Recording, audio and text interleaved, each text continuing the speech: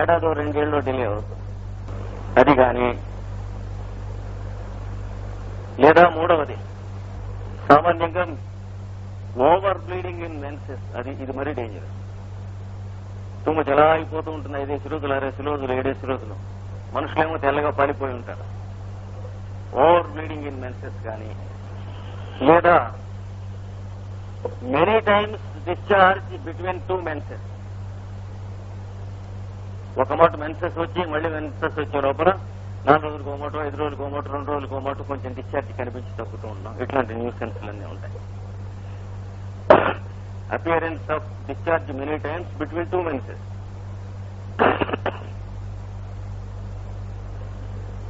దీనికి నక్స్వామికాకి డిఫరెన్స్ కనిపెట్టాలి. నక్స్వామికాలో 1 menses prolonged for many days and the time between 2 menses becomes short. ఏది నక్స్వామికాలో ఒక మాట బయట ఉంటే చాలా 10-15 రోజులు కూడా ఒక్కొక్కడు ఉండొచ్చు. నెక్స్ట్ మెన్సెస్ 20 రోజులకి రావచ్చు. అంటే మధ్య 5 రోజులే గ్యాప్ ఉంటుంది. లేదా ఎక్స్ట్రీమ్ కేసెస్ లో యానిమన్ చెప్పినట్లు 1 menses runs in to the other. అంటే త్రూఅవుట్ ది మంత్ డిశ్చార్జ్ ఉంటుంది. అది నక్స్వామిక. క్లియర్ కట్ గా మనం ఈ డిఫరెన్సెస్ మార్క్ చేసుకుని ఉంచుకోవాలి. నెక్స్ట్ పిల్లల్లో అయితే ఇది, పెద్దవాళ్ళలో కనుక అయితే ఇది ఎసిటిక్ యాసిడ్ లో లివర్ ట్రబుల్స్ ఉంటాయి. ఉండి పై చెప్పిన సిమ్టమ్స్ ఉంటాయి.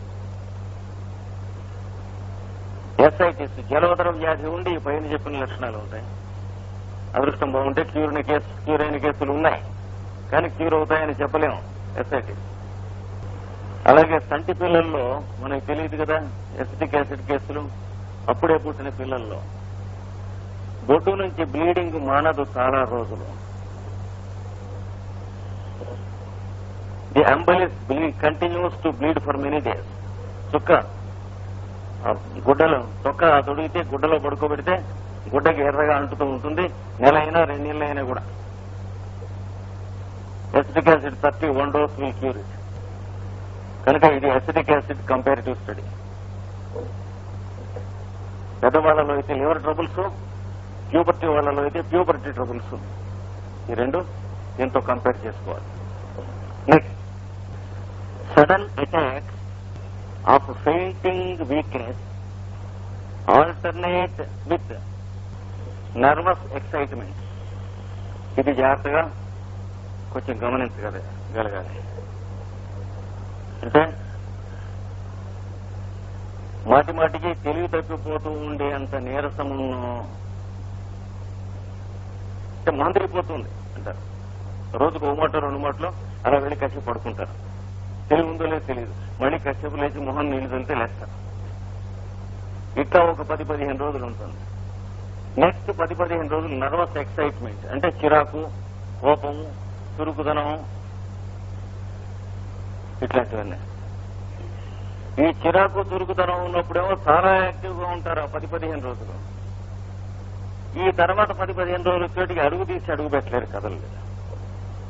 ఏమండి క్లియర్ గా ఉందా? అంటే ఒక 4-5 రోజులు అలా ఉండి 4-5 రోజులు ఇలా ఉండదు. 10 రోజులు అలా ఉండి 10 రోజులు ఇలా ఉండదు. ఆల్టర్నేట్ మాత్రం అవుతూ ఉంటాయి. నర్వస్ ఎక్సైట్మెంట్ ఉన్నప్పుడు ఒంట్లో ఉన్నటువంటి వైటల్ ఎనర్జీ ఎంత ఎగ్జాస్ట్ అవుతుంది పాపం. అలాగా వాళ్ళ మీద అరిచి వీళ్ళ మీద అరిచి, లేకపోతేనేమో స్కూళ్లలోనూ కాలేజీల్లోనూ కూర్చుని ఫ్రెండ్స్ తో ఇష్టం వచ్చినట్టు గవ్వుగా చాలా స్పీడ్ గా మాట్లాడేస్తూ ఉంటారు. They go on talking during those days. అది అయిపోగానే నెక్స్ట్ ఫ్యూ డేస్ లో సెలవు పెట్టి ఏమంటే చాలా నీరసంగా ఉన్నది, కదలలేరు సార్. ఇట్లా ఉంది. ఇది వయస్సుతో నిమిత్తం లేదు, అందరికీ ఉంటుంది. పాండు రోగం ఉన్నటువంటి వాళ్ళకి, ఎస్పెషల్లీ ఎనీమియా కండిషన్ అంటే ట్యూబర్క్యులోసిస్ మయాజం ఉన్నటువంటి వాళ్ళకి పాండు రోగం ఉంటుంది. అంటే వైట్ కార్పసల్స్ ఎక్కువై రెడ్ కార్పసల్స్ తగ్గుతాయి.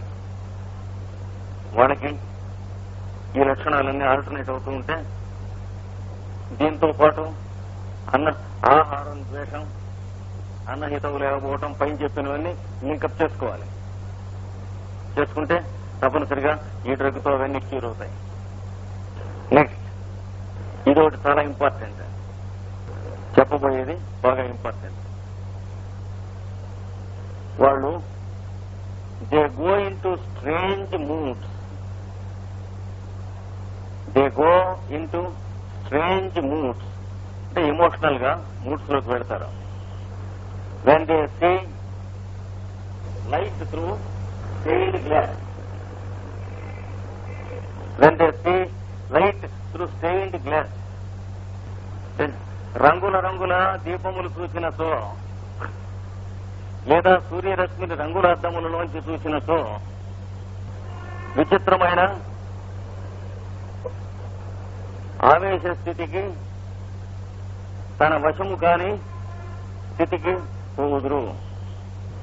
అంటే some times they begin to week. అలా సినిమాకి వెళ్ళారనుకోండి, అన్ని రంగులు ఏమన్నా ఉన్నాయనుకోండి లైట్స్, అలా చూసేటికి వీళ్ళకి ఏవో వరల్డ్లోకి వెళ్ళినట్లు, లేదా సినిమాల్లో వాటిలో ఎవరినో ప్రేమించినట్లు, భగ్న హృదయాలైనట్లు, వాళ్ళు తిరస్కరించినట్లు అలా ఏడ్చేస్తారు. కథలనుకుంటా రంగుల లైట్లు చూస్తే పోగా ఆడ అందరూ కూడా ఏదన్నా నవల చదువుతూ కనుక రంగుల లైట్లు కనుక చూశాడంటే ఆ నవల్లో ఉన్న కథ అంతా తనదిగానే భావించుకుని దుఃఖిస్తాడు. తనకు అలాగే వివాహం జరగబోతూ ప్రయత్నాలు జరిగినట్టు, పిల్లలున్నా కూడా ఆ కథలోలాగే అదేదో భగ్నమైనట్టు, లైఫ్ అంతా వేస్ట్ అయిపోయినట్లు అలా 2-3 రోజులు ఆ మూడ్లో ఉంటాడు. ఒక్కో సినిమా చూస్తే 4-5 రోజులు ఏడుస్తారు ఇట్లాంటి వాళ్ళు. So foolish. కానీ వాళ్ళు అనుకుంటారు వీఆర్ సో ఈస్థెటిక్ అనుకుంటారు. ఈస్థెటిక్ అయితే ఏడవటం ఉండదు, అప్రిసియేషన్ ఉంటుంది, లవ్ ఆఫ్ బ్యూటీ ఉంటుంది. బ్యూటీ ఫారం లో ఉండదు, ఫారం బ్యూటీలో ఉంటుంది, కానీ అది తెలియదు 90%. ఫారంలో బ్యూటీ చూడటం తెలిసిన వాళ్ళందరూ కూడాను సెంటిమెంటల్ మూడ్స్ లోకి ఏదో ఒక టైంలో వెళుతూ ఉంటారు. అలా కాకుండా మొత్తం క్రియేషన్ లో బ్యూటీలోనే ఫారం ఉంటుంది. బ్యూటీ ఒకటి, లవ్ ఒకటి సరైనటువంటి పద్ధతిలో అప్రోచ్ అవ్వడం కష్టం. లవ్ కి ఒక ఆబ్జెక్ట్ ఉండి టువర్డ్స్ ఏ పర్సన్ కానీ, టువర్డ్స్ అన్ ఆబ్జెక్ట్ కానీ, టువర్డ్స్ ఏ హౌస్ కానీ, టువర్డ్స్ మనీ కానీ, బ్యాంక్ బ్యాలెన్స్ కానీ, దేనికో దాన్ని మేకొట్టి దారం కడితే తప్ప లవ్ ఉంటుందని తెలియనటువంటి వాళ్ళు 180 మంది. మిగతా 20 మంది మనకు చెబుతారు లవ్ అనేటువంటిది ఒక ఎక్స్పీరియన్స్, దాంట్లో మిగిలినవన్నీ ఉంటాయని. మధ్యలో ఒక నది ఉంటుంది వాళ్ళకి మనకి, వాళ్ళు ఏం చెబుతున్నారో మనకు తెలియదు. లవ్కి ఆబ్జెక్ట్ ఉన్నప్పుడు అది లవ్ కాదు, లవ్ లో ఆబ్జెక్ట్స్ అన్ని ఉంటాయి. అంటే మనకి ఈ జగద్గురువులు, జగదాచార్యులు చెప్పేటువంటి లవ్కి అర్థం అది. అంటే వాళ్ళ లవ్ లో మనం అంతా ఉంటాం, కానీ లవ్ అంటే ఎవరి ఎడలా అనేటువంటి ఇడియాటిక్ క్వశ్చన్ ఉండదు. అంటే కొంచెం చాలా కష్టం మనకి వాళ్ళకి కమ్యూనికేషన్ కుదరటం. ఈ లైట్ లో మనం ఉన్నట్లు వాళ్ళ లవ్ లో మనం ఉంటాం. లవ్ అంటే వాళ్ళ ఉద్దేశం అది. మామూలుగా ఎక్కువ మంది ఉద్దేశం లవ్ అంటే టువర్డ్స్ వాట్ అని, అది లవ్ కాదు, అది బాండేజ్, అది బంధం కానీ సంబంధం కాదు. ఈ తేడా తెలిసేటప్పటికి కొన్ని వేల జన్మలు హ్యూమన్ ఎవల్యూషన్ లో పడుతుందని పెద్దలు చెబుతారు. వీళ్ళు ఆ మధ్యలో కొట్టుమిట్టాడుతూ రంగుల లైట్లు కనిపించినప్పుడల్లా వాడు దుఃఖిచ్చేస్తూ ఉంటారు. వాడు 5-6 పిల్లల తండ్రి అయినా సరే ఇదివరకు తాను పెళ్లి చేసుకోక మునుపు కథలు జ్ఞాపకం చేస్తుంటాడు. అంటే కాలేజీలో చదువుతుండగా ఎవరినో లవ్ చేసి 1-2 చాలా తంటాలు పడి ఆవిడేమో బాధపడి తర్వాత మ్యారేజ్ అయిందనుకోండి. తర్వాత 5-4 పిల్లలు వచ్చి పుట్టారనుకోండి. ఆ పిల్లలు పుట్టాక కూడా వీడు ఇలాంటి ఎన్విరాన్మెంట్ లోకి పెడితే తనకు మ్యారేజ్ అయిందనే సంగతి రిఫ్యూజ్ చేసి మైండ్ తో అంతకు ముందు జరిగినటువంటి కథలు జ్ఞప్తి చేసుకుని దుఃఖిస్తాడు. హౌ అంటే ఇట్ ఈస్ సో ట్రూ. అలా ఉంటుందా అని అడిగితే what we call logical is many times idiotic. లేకపోతే మనం ప్రతి వాళ్ళని లాజికల్ గానే ఆలోచిస్తూ ట్రబుల్స్ లో ఎందుకు పడతాం? మన లాజిక్ రైట్ అయితే వీళ్ళలో ఈ సైడ్ తమాషగా ఉంటుంది. ఇంకా ఇంకోటి ఉంది, వీళ్ళకి సేమ్ మూడ్స్ లోకి వెడతారు ఎవరి ఫుల్ మూన్. ప్రతి పూర్ణిమకు అవే కళలు. అంటే వచ్చేటికి చంద్రుడికి షోడశ కళలు వచ్చేటికి వీడికి పిచ్చి కళలు వస్తాయి. అంటే పౌర్ణమికి ముందు రోజు ఆ రోజు మరునాడు కూడా కదిలిస్తే ఏడుస్తుంటారు. మీరేం మాట్లాడండి, నా లైఫ్ ఇంతే కదా అనండి అంటూ ఉంటారు. తర్వాత 3 రోజులు అయిన తర్వాత శుభ్రంగా తలంటి పోసుకున్నట్టు మామూలుగానే ఉంటారు. తర్వాత ముఖ్యంగా వెన్నెల మీద పడితే వీళ్ళకి మెంటల్ సింటమ్స్ ఎక్కువ అవుతాయి. అది నెక్స్ట్ మోడల్. ప్రబంధ నాయకులు చంద్రదూషణ ఇట్లాంటివి ఉంటాయి. అట్లా వెన్నెల మీద పడ్డదంటే వాళ్ళకి ఏదో ఒక జీవితం అంతా కవిత్వం లేకపోతే ఒక లిరిక్ స్టోరీయో సినిమానో నవలో తప్ప అది జీవితంలో ఉండదు. ఆ కాసేపు వాళ్ళకి సెంటిమెంటల్ అంటే they grow to sentimental when they are expose to moonlight. 10th friend వాళ్ళు ఉండేవాట. తప్పనిసరిగా దొడ్లోకి వెన్నెలు ఉన్నప్పుడు వెళ్ళాల్సి వస్తే గొడుగు వేసుకెళ్ళేవాట. చదవండి, కెంట్ యాంటిమోనియం క్రూడంలో రాశాడు. అంటే వాడికి అంత దడ. వెన్నెట్లోకి వెళ్ళొచ్చాడంటే ఆ రోజున ఈజ్ నాట్ కంపోజ్డ్. అది వాడి పరిస్థితి. ఈ uses an umbrella in moon light అన్నాడు. వీడికి ఆశ్చర్యం వేసేది. 2-3 డ్రెస్ వాళ్ళని చూస్తే. అట్లాగే ఇంకోడు uses for cap even in summer అన్నాడు. వేసవికాలంలో కూడా ఉనిటి వద్దు పెట్టుకునే వాటి నెత్తిన ఎక్స్పోజ్ అవుతున్నామో గాలికి అని, అనగా సూర్యుడు ఇవ్వగలను అని అర్థం అన్నాడు. మన వాళ్ళు వేసవికాలంలో కూడా ఆపాదమస్తుగా ఉన్న దుప్పటి కప్పుకుని పండుకుంటారు. ఇండియాలో అయితే, తెలుగులో. ఇంగ్లీష్ లో అయితే ఫర్ క్యాప్ పెట్టుకుంటారు. తెలుగులో అయితే పాదాలని శిరస్సాక గదిలో దుప్పటి కప్పుకుని పడుకుంటారు. ఏమండి, ఇలాంటివన్నీ మనకి కొంత బాగా హెల్ప్ చేస్తాయి. Next modality rheumatic symptoms. కీళ్ళ బాధలు aggravated in every change of weather. వాతావరణం మార్పు కలిగినప్పుడల్లా కీళ్ళ బాధలు నొప్పులు కూడా ఎక్కుతుంటారు. Especially damp weather. వాతావరణం తడిగా తేమగా ఉన్నప్పుడు తప్పనిసరిగా ఎక్కువ గుణం. అంటే రూస్టాక్స్, బ్రయోనియా, ఇది 3 ఒక జాతి. ఈ ఒక్క లక్షణానికి. తర్వాత అవే లక్షణాలు జాయింట్ల లక్షణాలు. ఎమిలరేటెడ్ బై హీట్. వేడి కాపు పెట్టుకున్నతో, వెచ్చని ఉపచారం చేసుకున్నతో ఉపశమించను, లేదా ఎండ పెళ్ళును కాసినతో తక్కువగా ఉంది. ఇక్కడ బ్రయోనియాకి దీనికి డిఫరెన్స్ అలా చూసుకోవాలి. అంటే ఒక్కొక్క డ్రగ్ అలా అభ్యాసం అవ్వాలి లోపల మనసులో. Next modality. All his complaints are aggravated with wine. ద్రాక్ష సారాయము తాగినతో కీళ్ల నొప్పులే కాదు, వాడికి ఏముంటే అవి నొప్పిపోతాయి. కనుక wine is like poison to him అన్నాడు. ఊరుకోనే తాగుతాడు, అలా పడి మొత్తుకుంటూ ఉంటాడు. సారాయి ద్రాక్ష సారాయము సో అన్ని అగ్రవేట్ అవుతాయి అన్నమాట. అంతేకాక వీడికి ఇంటాక్సికేషన్ ఎక్కువ మిగతా వాళ్ళకన్నా.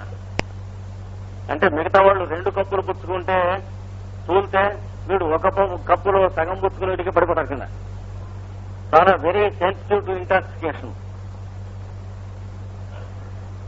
మొదటి 3 స్థితులు 1/2 గ్లాసులోనే దాటిపోతాడు. చుకో పికో బకెట్ చేయమన్నారు. చుకో అంటే చిలకలే మోగుతాడు. మొదట కొద్దిగా పుచ్చుకుని మాట్లాడుతూ ఉంటాడు. తర్వాత పికం అంటే కోకిలనే కూలి రాగాలు తీస్తాట. తర్వాత బకం అంటే కొంగల్లే కురుకు తీస్తాట కళ్ళు పుచ్చుకుని. తర్వాత కర్ణశ్చ ఏదుంటే అది ఇచ్చేస్తాట ఒక స్టేజ్ లో. ఆ పైన కుంభకర్ణశ్చ. ఇత్యేవం మధ్య లక్షణం అన్నాడు. ఎవడో పని లేక రాశాడు అనుకోండి. మొదటి 3 స్థితులు 1/2 గ్లాసులోనే దాడతాడు. చుక్కపిక పక్క స్థితి కనుక వెరీ సెన్సిటివ్ టు ఇంటాక్సికేషన్. అది గుర్తుంచుకోవాలి. నెక్స్ట్ వీడికి mental symptoms. All mental symptoms are worse at night. మానసిక బాధలన్నీ రాత్రిపూట దుర్భరముగా ఎక్కువగా ఉండను. అంటే ఈ ఇందా చెప్పిన పిచ్చిపోకడంతా ఇట్లాంటివన్నీ ఎక్కువ ఉంటాయి. ఒక్కొక్కప్పుడు వీడికి ఇన్సానిటీ ఉంటుంది. యాంటిమోనియం క్రూడం ఇన్సానిటీ అని ఒకటి ఉంది. అది గమనించుకుంటాం, చూసుకోవాలి. ఉండుండి అలాగే ఏడిచి దుఃఖపడి మళ్ళీ మానేస్తుంది. దీనికోసం ఓ మాట టాపిక్ తీసుకొచ్చి వరగంట దుఃఖించేసి మళ్ళీ ఆపేసేస్తూ ఉంటాడు. Antimonium క్రూడం insanity. రాత్రిపూట అలాగే ఇన్సానిటీ రాబోయేందుకు 4-5 ఏళ్ల ముందు నుంచి ఎందుకో దుఃఖం పొరలతో వస్తూ ఉంటుంది రాత్రిపూట వీడికి. ఆ 4-5 ఏళ్ళు అయ్యేటప్పటికీ మిగతా వాళ్ళంతా గుర్తిస్తారు వీడు ఇన్సాన్ రా, చిన్నగా బిహేవ్ చేసిన లేదు. Passive type of insanity. ఎవరిని ఏమీ అనడు, తనలో తాను బాధపడుతూ ఉంటాడు. ఎందుకంటే జీవితం ఇలా అయిపోయింది. ఎలా అయిపోయింది అంటే వినడు.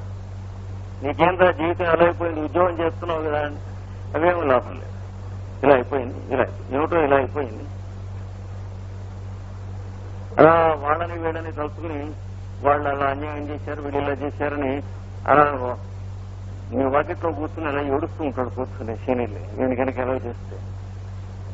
అంటే విపరీతమైన టీయర్స్ తో అలా కూర్చుని ఏం ఉండదు పాయింట్. మా జీవితం ఇలా అయిపోయింది, మమ్మల్నే చెప్పారా, మా జీవితమే చెప్పారా, ఇలా ఏడుస్తుంటారు. అది యాంటిమోనియం క్రూడం ఇన్సానిటీ. మీరు ఎంత అనాలిసిస్ చేసినా ఏం ఉండదు పాయింట్. మెడ్రాస్ లో ఒక డాక్టర్ గారు ఉన్నాడు. ఆయన మెంటల్ హాస్పిటల్ డాక్టర్. ఆయన వైఫ్ ఫిజికల్ హాస్పిటల్ డాక్టర్. ఇద్దరు డాక్టర్సే, ఇద్దరు మెంటల్ డాక్టర్స్ చెరో రకం. ఆయన ఏమిటో నేను ఇలాగా మెడిసిన్ పాస్ అయ్యాను, గోల్డ్ మెడలిస్ట్, వైఫ్ చదువుకున్నది, వివాహం చేసుకున్నాను, పిల్లలు 3 పిల్లలు. ఇలా అయిపోయింది. ఏమైపోయింది? మీరు 10 ఏళ్లు రీసెర్చ్ చేయండి, మీకు PhD వస్తే నేను చెవి దగ్గర ఉంచుకుంటాను. అంతే. ఒక పాయింట్ మీరు లాగి వాళ్ళ గురించి చెప్పగలిగితే ఆయన చెబుతాడు అనమాట, ఇలా అయిపోయిందంటే. ఏమైపోయిందంటే పిల్లలకి ఎడ్యుకేషన్ కూడా సాగటం లేదు. ఆవిడ పిల్లల్ని తీసుకుని వెళ్ళిపోతుంది. తర్వాత 2-3 ఏళ్ళ మళ్ళీ వచ్చేస్తే ఈయన ఇల్లు వదిలిపెట్టేసి హాస్పిటల్లో ఉంటాడు. ఆయన్ని తప్పించుకుంటాను. పగలు రాత్రి ఇంటికి రాడు. తర్వాత మళ్ళీ ఆవిడ వెళ్ళిపోతుంది. వెళ్ళిపోయిన తర్వాత ఈ సామాన్ అంతా తీసుకెళ్లి ఎక్కడో పెట్టేసి ఆవిడికి రైల్వేలో పార్సిల్ చేసేసి ఇల్లు ఇచ్చేస్తాడు. మళ్ళీ వస్తుందని భయం. ఆవిడేం చేసింది? నెక్స్ట్ హాస్పిటల్లో సామాను పిల్లలు వేసుకుని దిగేసింది. ఏం చేస్తాడు చూద్దామని చెప్పే కదా. ఆవిడ యాకార్డియం ఇన్సానిటీ, వీడు యాంటిమోనియం క్రూడం ఇన్సానిటీ. పాప జనరల్ హాస్పిటల్ అదేది ఆ సెంట్రల్ స్టేషన్ ఎదుర్కొండా ఆ హాస్పిటల్లో ఈయన డ్యూటీలో ఉండగా అక్కడ దిగేసిందంటే వీళ్ళు సామాన్లు పెట్టెలు పెట్టి ఇచ్చాడు. గుండె పగిలి ఆయన ఏం చేయాలి? 10 ఏళ్ల నుంచి ఈయన నెవర్ టు రిటర్న్ వెళ్ళిపోయింది. చాలా మట్లు పిల్లలు తీసుకు మళ్ళీ వచ్చేసింది. వీళ్ళని ఏం చేద్దాం అని అడిగింది. వీళ్ళ ఫ్యూచర్ పాడైపోతుంది నీ వల్ల అంటే ఆయన అదే అన్నాడు. ఏడుస్తున్నా, వీళ్ళ ఫ్యూచర్ మన వల్ల పాడైపోతుంది. మనతో కూడా అదే చెబుతాడు. మా ఇద్దరి మధ్య ఉన్నటువంటి దెబ్బలాట్ల వల్ల పిల్లలు దెబ్బలాట్లే, ఈ పాయింట్ ఏం లేదు. ఇది ఆయన గారు యాంటిమోనియం క్రూడం ఇన్సానిటీ అయి ఉండి మెంటల్ హాస్పిటల్లో డాక్టర్గా ఇప్పటికీ విజయవంతంగా బండి నడుపుతున్నారు.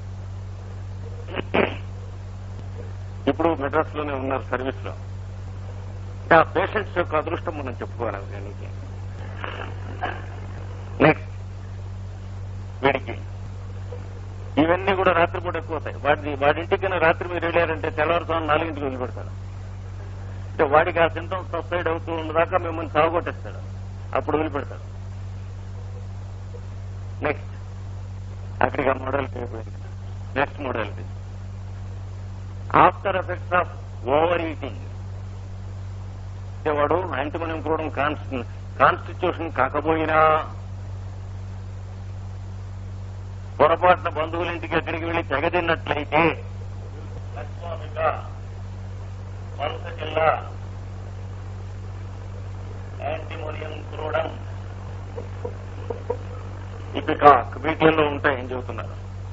ఇది లక్ష్మమిక వాడికి ఆ మర్నాడు సదా చెప్పుడు, అంటే ఎప్పుడు లెటర్కి వెళ్లాల్సి వచ్చినట్టే ఉంటుంది. వెళ్ళిన తర్వాత వెళుతున్నప్పుడు కూడా ఇంకా మళ్ళీ వెళ్ళాలని ఉంటుంది. వరుసటిల్లా గొంతులో పులుపు, పొద్దున మెతుకులు గొంతులోకి రావటం, కొన్ని నీళ్లు వాంతి వచ్చేసి బయటకు మేయటం, ఇవన్నీ ఉంటాయి. తర్వాత కడుపు ఉబ్బరం, కడుపు నిండా గాలి, లోపల దీపావళి పండుగల్లో డామ్ డూమ్ అనే శబ్దాలు, with much gas, yellowish or greenish mucus తో మోషన్స్. వాడికి మర్నాడు యాంటిమోనియం క్రోడం, వాడి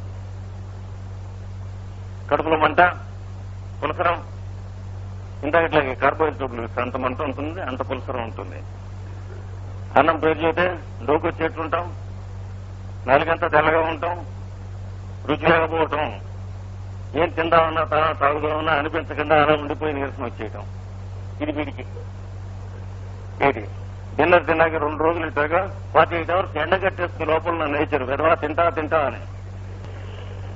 అంటే నేచర్ చేస్తున్నటువంటి ట్రీట్మెంట్ చూడండి. వాడికే కనుక ఫుడ్ మీద రిలీఫ్ కనుక ఉండనిచ్చినట్లయితే మళ్ళీ తిని మన్నాడు చచ్చిపోతాడు. అని చేత నేచర్ ఏం చేస్తుంది, షట్ ది డోర్, వాడికి తిందామని అనిపించకుండా అక్కడ క్లోజ్ చేస్తుంది 2 రోజులు. అన్నహితం చచ్చిపోయి భోంచేస్తారా, వద్దు. ఎందుకని లోపల క్లీనింగ్ ప్రాసెస్ పెట్టారు. నేచర్ కొన్ని డివైసెస్ ఎవరికి తెలియదు. నెక్స్ట్ ఇపికాక్, కడుపు నొప్పి స్టార్ట్ అవుతుంది, వాంతి, నోటంబడి చెమట, జిగురు, జిగట, చల్లని చెమట, మొహం నీలంగా ఉంటాం, కార్బోహైడ్రేట్స్ లాగా, కళ్ళ చుట్టూ ఇలాగా నీలంగా షాడోస్ ఏర్పడటం. కనుక తెగ తింటాం అనేటువంటిది ఉన్నటువంటి వాళ్ళు ఈ సింటమ్స్ బట్టి ఇదో డోసు వేసుకుంటుంది. ఏనుగులు వస్తే దీనికి వేరే తెలుస్తుంది మనకి.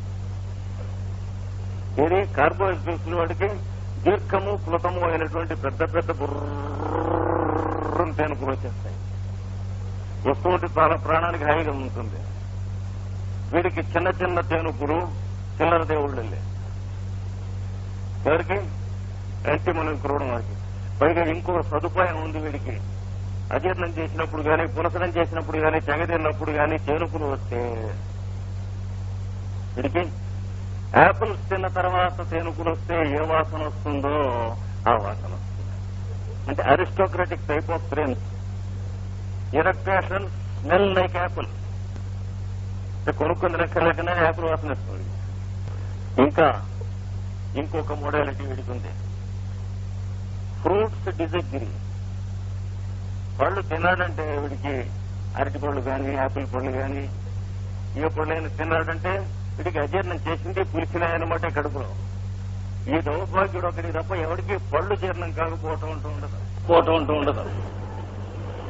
సామాన్యంగా ఆరోగ్యం తేడా ఉన్న వాళ్ళకి అన్నం మానేసి ఫ్రూట్స్ తీసుకుంటే సెటరైట్ అవుతుంది. వీడికి చాలా పాడైపోతుంది స్టమక్. నెక్స్ట్ ఇంకొకటి, వీడికి దగ్గు వస్తే ఎలా వస్తుంది, యాంటిమోనియం క్రోడం. అబ్డామినల్ కాఫ్ అంటే పొట్టలోంచి దగ్గుతాడు, చెస్ట్లోంచి దగ్గడు, ఇక్కడి నుంచి బొడ్డు దగ్గర నుంచి దగ్గుతాడు. అంటే అంటాడు. కనుక పిల్లల కోరింత దగ్గులలో ఉన్న ర్యాంక్ డ్రగ్స్ లో ఇది ఒకటి. ఎపికాక్ ఒకటి, ఇదొకటి. కోరింత దగ్గుల్లో యాంటిమోనియం టార్ట్రికం ఒకటి, మొన్న చెప్పాను.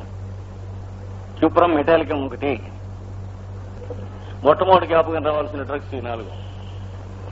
మెఫైటిస్, డ్రాసిరా ఇవి రాకూడదు. మెఫైటిస్ అనే డ్రగ్ ఉంది. బెంగాల్ వాళ్ళంతా ఊపింగ్ కాఫ్ అంటే మెఫైటిస్, దానికి సరిపోకపోతే పనిచేయదు. ఎక్కువ ఊపింగ్ కాఫ్ వాళ్ళు ఇపికాక్ కిందికి వస్తూ ఉంటారు మన ప్రాంతంలో. ఇది ఒకటి. నెక్స్ట్ ఇంకొక మోడాలిటీ వీటికి. కొందరికి క్రానిక్ గా జాయింట్ పెయిన్స్ ఉంటాయి. అప్పుడప్పుడే వాంతులు అవుతూ ఉంటాయి. ఈ కడుపులో తేడా పులసరం అది వచ్చి అజీర్ణం అది వచ్చినప్పుడు పులసరం వచ్చినప్పుడు ఇవి అవుతూ ఉంటాయి. అవి బెటర్ గా ఉన్నప్పుడు ఇవి ఎక్కువ అవుతూ ఉంటాయి. ఇవి బెటర్ గా ఉన్నప్పుడు అవి ఎక్కువ అవుతూ ఉంటాయి. యాంటీమోనియం క్లోరైడ్లో అంటే జాయింట్ పెయిన్స్ బెటర్మెంట్ కలిగినప్పుడు యాసిడిటీ, వామిటింగ్స్, ఇండైజెషన్ ఎక్కువ అవుతుంది, పెచ్చు పెరిగిపోతూ ఉంటుంది కొందరికి. అంటే ఆల్టర్నేటివ్